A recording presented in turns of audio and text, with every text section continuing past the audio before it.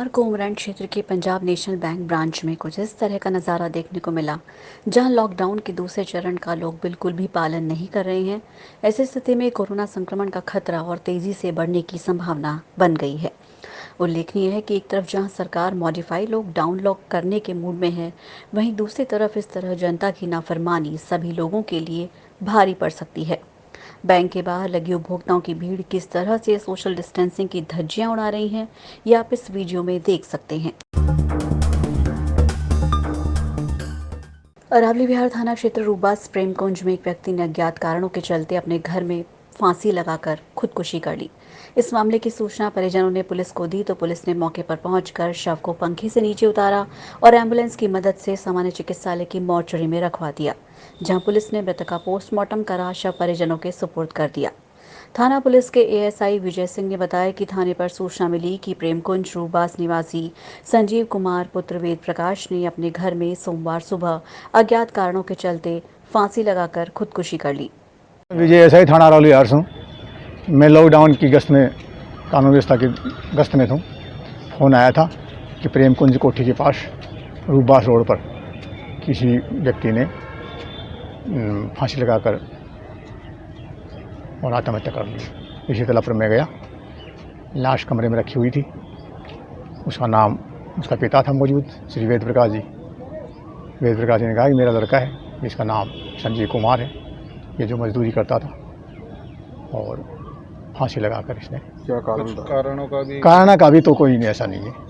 जांच की, बस जांच की जा रही है। प्रथम दृष्टा कुछ लग रहा है? प्रथम दृष्टा अभी तो खाली अज्ञात कारण से ही कोई पोस्टमार्टम कार्रवाई की जा रही है। रामगढ़ पंचायत समिति क्षेत्र की खिलौरा ग्राम पंचायत के अंतर्गत यादव नगर के युवा साथी बलराम यादव के सुझाव पर किसानों और बासिंदों द्वारा कोरोना वायरस महामारी के संकट के समय रामगढ़ क्षेत्र के गरीब असहाय लोगों की सहायता के लिए 5 दिन पूर्व एक राय होकर निर्णय लिया कि अब हमारी फसलें तैयार हो चुकी हैं। ऐसे में हम सब ग्रामीणों को इस महामारी के संकट के समय प्रशासन के सहयोग से गरीब और असहाय लोगों की सहायता करनी है। इसके लिए प्रत्येक घर से गेहूं एकत्र कर आटा पिसवाकर 10-10 किलो की 70 थैलियां तैयार कर रामगढ़ एसडीएम कार्यालय पहुंचकर बलराम यादव और संजय यादव रामगढ़िया द्वारा एसडीएम रेणु मीणा और रामगढ़ थानाधिकारी वीरेंद्र यादव को सुपुर्द की गई। सदस्य बलराम यादव के द्वारा 10-10 किलो के आटे के पैकेट बनाकर करीब 70 पैकेट हमें उपलब्ध कराए गए हैं, ताकि हम जरूरतमंद को जो भी प्रशासन की तरफ से हमारी जो हेल्पलाइन पे या हमारे जो कंट्रोल रूम पे जिनको भी आवश्यकता है उसके लिए जो सामग्री हमें उपलब्ध कराई करी है, इसमें उनका सहयोग दिया है, उसके लिए उनका बहुत बहुत प्रशासन की तरफ से उनका बहुत बहुत आभार। और इसी तरह से मैं उम्मीद करूँगी कि आगे भी इस तरह की उपलब्ध कराते रहेंगे, ताकि जितने भी जरूरतमंद है उनको हम अपनी सेवा देते रहेंगे। आज ग्राम यादवनगर से सभी ग्रामवासियों ने, किसानों ने मिलकर के एक फैसला लिया था आज से 5 दिन पहले। जो ये वैश्विक महामारी है कोरोना, इसको लेकर के ज़रूरतमंद व्यक्ति बहुत ज़्यादा हैं, जिनके घर पे एक टाइम का भी खाना नहीं बन पा रहा, तो सभी ग्रामवासियों ने मिलकर के एक फ़ैसला लिया कि हम किसी को भूखा नहीं सोने देंगे। इसलिए उन्होंने प्रत्येक घर से 10 किलो अनाज उगा करके फिर युवा साथियों ने उस अनाज को पिसवा करके पैकिंग करवा के आज एसडीएम और थानेदार साहब को भेंट किया है। और जो भी आवश्यकता और भी होगी, जो ज़रूरतमंद के आसार से हिसाब से, तो ग्राम यादवनगर के सभी नौजवान साथी और किसान इसमें कंधे से कंधा मिलाकर इस वैश्विक महामारी में उन व्यक्तियों के साथ हैं। अलवर शहर कोतवाली अंतर्गत आर्यनगर निवासी एक युवती के खाते से उनका परिचित बनकर 25,000 रुपए की ठगी करने का मामला सामने आया है। युवती प्रशाली पुत्री राजेंद्र जैन के चाचा ने बताया कि उसके मोबाइल पर एक फोन आया, कहा कि शर्मा ने कहा है कि आपके खाते में पैसे डालने हैं। लालच में आई युवती के चाचा ने अपने भतीजी के खाते के नंबर दिए। भतीजी का यश बैंक में खाता है। खाते से तुरंत ही 25,000 रुपए निकल गए। बैंक का मैसेज आने पर इसका पता चला, जिसकी शिकायत कोतवाली थाने में दर्ज की गई है। पुलिस ने मामले की जांच शुरू कर दी है।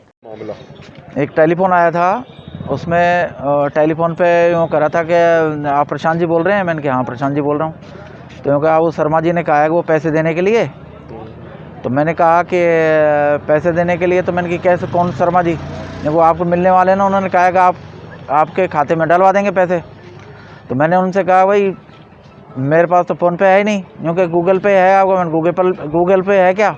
मैंने कहा गूगल पे तो नहीं है, फ़ोन पे वो भी नहीं है, भतीजी के उसमें है, भतीजे का वो बता दे दो। तो मैंने इनके भतीजे का मोबाइल नंबर बताया। मोबाइल नंबर के बाद में उन्होंने ऑटोमेटिक पैसे काट लिए। कितने पैसे? 25,000 रुपये। 25,000 रुपये। अच्छा, और कुछ भी कह रहे थे वो कि उन्होंने कहा मैं डलवा दूंगा यूँ कहा उन्होंने। अच्छा, पैसे अपने डालो। आप को क्या नाम बता रहे थे अपना? अपना आपको यूँ का मैं दिल्ली से वो बाहर जा रहा हूँ, मैं यूँ का मेरे को तुरंत पैसे डालने हैं। अच्छा, ऑनलाइन ठगी करी है? हाँ, ऑनलाइन ठगी करी। जानकार है कि क्या मतलब? नहीं, जानकार नहीं है। तो अकाउंट नंबर भी पूछा? नहीं, अकाउंट नंबर नहीं पूछा, केवल मोबाइल नंबर। अच्छा, तो मोबाइल के थ्रू आपसे हाँ पैसे हाँ निकाले, हाँ हाँ 25,000? 25,000। अलवर जिले में भामाशाह द्वारा जिला स्तर पर और राज्य स्तर पर सरकार को पूरा सहयोग किया जा रहा है। अलवर फल सब्जी मंडी व्यापार समिति की ओर से कोरोना वायरस के संक्रमण के लिए बने राहत कोष में 4,42,000 रुपए दिए गए हैं। समिति के प्रधान पप्पू भाई ने बताया कि फल सब्जी मंडी द्वारा कोरोना वायरस के दौरान फंसे लॉकडाउन में गरीब और असहायों को राहत सामग्री प्रदान की जा रही है। उन्होंने बताया कि समिति की ओर से रोज 125 किट बांटी जा रही है और 500 भोजन के पैकेट्स वितरित किए जा रहे हैं।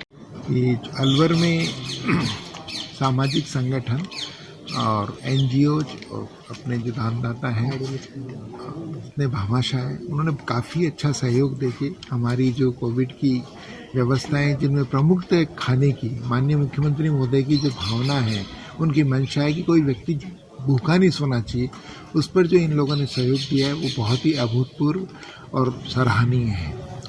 इनको इस सहयोग को शब्दों में नहीं बांधा जा सकता। इसी प्रकार हमारे जो फल सब्जी मंडी के चेयरमैन साहब और जो पदाधिकारी आए हैं, उन्होंने भी 2,21,000 इस सहायता के रूप में प्रदान किए हैं, जो आम जनता के लिए खाने की व्यवस्था, उनकी दवाइयों की व्यवस्था और जो कोरोना के संक्रमण को रोकने की जो व्यवस्थाएं हैं उनमें काम में ली जाएगी। मैं बहुत बहुत आभार व्यक्त करता हूँ इन लोगों का कि ये जैसे इस प्रकार हमें सहयोग प्रदान किया, हमेशा इसी भावना के साथ हमारे साथ रहें। देश में कोरोना की महामारी से पूरा देश पीड़ित है और आज आवश्यकता है कि इसमें हम हमारा योगदान दें। अलवर फल सब्जी मंडी आढ़ती यूनियन पिछले दिनों से अपना योगदान देते आ रही है। भोजन के पैकेट बना रही है, किट बना रही है, रोज़ बांट रहे हैं हम लोग, हमारे साथी रोज़ बांट रहे हैं। लेकिन हमें ऐसा लगा कि हमें जिला कलेक्टर के यहाँ भी, मुख्यमंत्री जी के यहाँ भी हमें आर्थिक दृष्टि से भी कोष में पैसा देना चाहिए। आज हमारे अध्यक्ष जी के नेतृत्व में आकर हमने 2,21,000 रुपये जिलाधीश महोदय को जिला राहत कोष में दिया है और 2,21,000 रुपया मुख्यमंत्री सहायता कोष में दिया है। ये पैसा हमने दिया, लेकिन इसके बावजूद भी हमारी मंशा है कि और विभाग के भी कर्मचारी बहुत तेज़ी से मदद कर रहे हैं, उनका भी एक रिलीफ फंड होता है। संभवतः 1-2 दिन में हम हमारे साथियों के साथ चर्चा करके उसमें भी पैसा देंगे। 4,42,000 रुपये का हमने आर्थिक सहयोग दिया है। 125 किट रोज़ हम राशन के बांटते हैं और 570-80 के लगभग रोज़ खाना हमारा लोगों में बंटता है और संभवतः आगे भी ऐसी मदद हम करते रहेंगे। पिछले कई दिनों से बढ़ रहे तापमान के चलते जहां कोरोना वायरस संक्रमित मरीजों की संख्या में कमी आई है, वहीं सोमवार को मौसम में हुए बदलाव के बाद बारिश के कारण वायरस का संक्रमण फैलने की संभावना ज्यादा है। हालांकि अभी अधिक तापमान के चलते वायरस का प्रभाव कम होने का ऐसा कोई प्रमाण नहीं है कि कोरोना वायरस संक्रमण को लेकर वरिष्ठ डॉक्टर के शर्मा का कहना है कि तापमान में अधिकता होने के कारण कोरोना वायरस संक्रमण का प्रभाव कम होना वैज्ञानिक नहीं मान रहे। लेकिन पिछले 3-4 दिनों से तापमान में अधिकता होने के कारण देश में कोरोना वायरस संक्रमण के मरीजों में कमी आई है। देखो, कोरोना के अपन जिस स्टेज में चल रहे हैं, इसके अंदर अभी भी ऐसा लग रहा था कि कंट्रोल में थोड़ा थोड़ा आ गया है। पहले जो मरीज 3 दिन के अंदर डबल संख्या में हो रहे थे, अब वो 7 दिन में हो रहे हैं। कल की रिपोर्ट में देख रहा था और इसका कुछ हद तक मेरे ख्याल से लोग साइंटिस्ट मानते नहीं है, अभी प्रूफ भी नहीं है कि जैसे जैसे गर्मी बढ़ रही थी अपना 38-39 डिग्री टेम्परेचर हो गया था, इसका भी रोल हो सकता है। लेकिन कोई भी वायरल इन्फेक्शन होता है, इन जनरल मैं बात बता रहा हूँ कि जब नमी होती है और टेम्परेचर कम होता है उस टाइम ज़्यादा ग्रो करता है। जैसे आज सुबह सुबह अलवर के अंदर बारिश हुई है, तो ये कोरोना के पक्ष के अंदर ज़्यादा है, अपने भारत देश के पक्ष में कम है। ऐसे मौसम के अंदर जब ह्यूमिडिटी ज़्यादा होती है, नमी ज़्यादा होती है मौसम के अंदर, या टेम्परेचर कम होता है, तो ये देखा गया है कि वायरल का प्रसार या ट्रांसमिशन या उसका मल्टीप्लिकेशन ज़्यादा होता है। तो ऐसे टाइम के अंदर वैसे भी हम तो पहले बोलते थे ठंडे पानी का सेवन नहीं करना है, बर्फ़ आइसक्रीम नहीं खानी है, तो वही वाली चीज़ है। टेम्परेचर ठंडा होगा और नमी होगी तो थोड़ा कोरोना का प्रसार ज़्यादा हो सकता है। तो ऐसे टाइम पे स्पेशल सावधानी रखनी है कि आप बरसात में भीगे नहीं, बाहर नहीं जाएँ, गरम गरम पदार्थ पिएँ, तो इससे बच सकते हैं।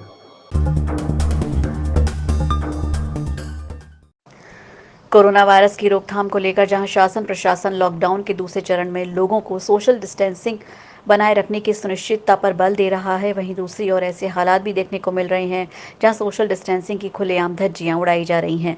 ये नज़ारा उस समय का है जहां ढाई पैड़ी पर सरकार की तरफ से राशन किट वितरित किया गया था। राशन किट को देखकर उमड़े ग्रामीण वासियों ने सारी व्यवस्थाएं तोड़कर सोशल डिस्टेंसिंग को तोड़ दिया। जागरूक लोगों का कहना है कि इस तरह के लोगों की लापरवाही भारी पड़ सकती है।